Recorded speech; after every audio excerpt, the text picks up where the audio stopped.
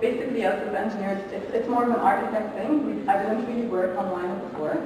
So he gave me the architect form and told me, you know what, do you know how to work in Rhino? I'm like, what is Rhino exactly? I have no idea. So I took that model, and he told me, you know, play around with it, see what you come up with. So I sat down, I did a tutorial, I taught myself, I learned, and then after taking notes from meetings and stuff, I built the model, I did the structural form for the architect form, and 3 days later, my team engineer comes up and he goes like, so how do you find the software? So I'm like, come check out my model, I actually built it. He came and he looked at it and was like, how did you do that exactly? I was like, I don't know, I did it. So here the lesson to learn is, don't be scared to discover yourself and experiment even at work. I mean, I could have just sat there and said, I don't know how to use the software, and I just, you know, but I actually taught myself. I went there and discovered, and then I went from knowing nothing about what Rhino is as a software, as a 3D modeling software, to the Rhino expert in Bureau Happily. So that was only 2 months after I joined the company. 3 to 4 months later, after joining the company, boom, crisis. Especially in the construction industry, it was a great, it had a great impact, and the project which was the Rana Gateway, which was a huge project. We had 20 engineers in the company working on it, all under pressure, fully committed to it. And imagine, in one day, we went from 20 engineers being under pressure, working, to 0 work. It had a great impact on the company. And I remember we got an email from our partner saying we're going to have to make redundancies. We were all waiting for the day that they announced the redundancies, and it was quite hectic. The mood in the office was quite gloomy. And I still remember I entered there, sat with the partner, and he was like, Rana, you have not been made redundant. It was such a sense of relief, and unfortunately some of my friends were made redundant, and it was a very difficult time. It was something I never imagined I would experience. I mean, I was 3-4 months into the job, and we're already, you know, making the office smaller, making people redundant. So that was definitely an experience, I have to say.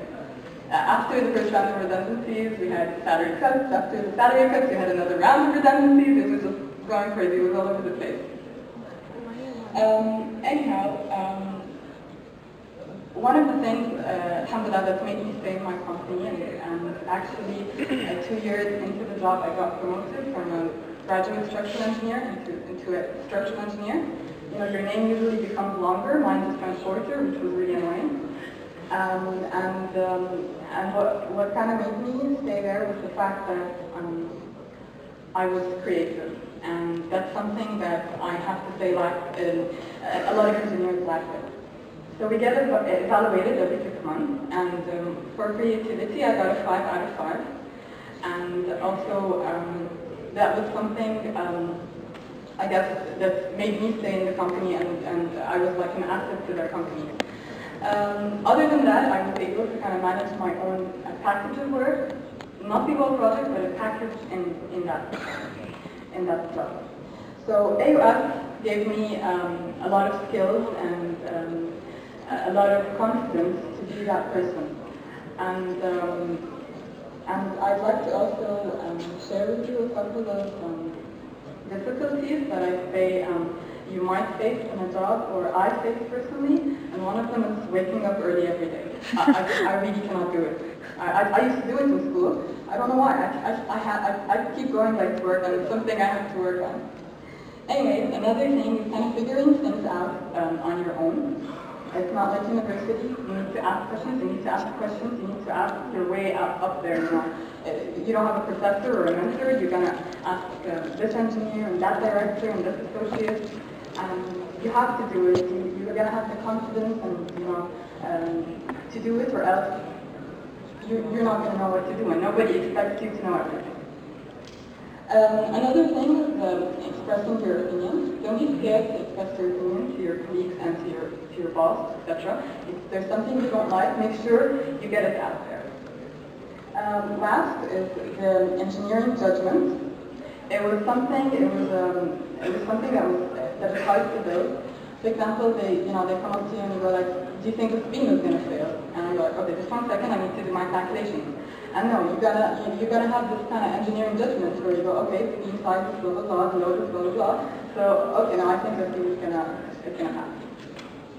Anyhow, aside from engineering, I kind of opened my small mini home Facebook business.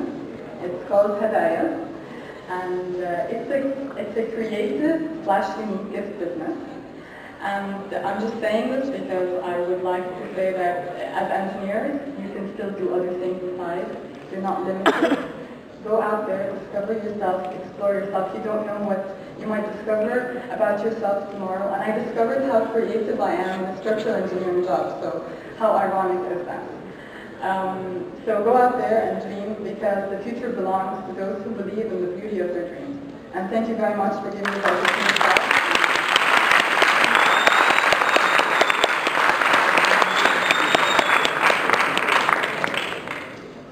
Thank you, Rana. Now we would like to have a short question and answer session. So, audience, if you have any questions, please feel free to ask them.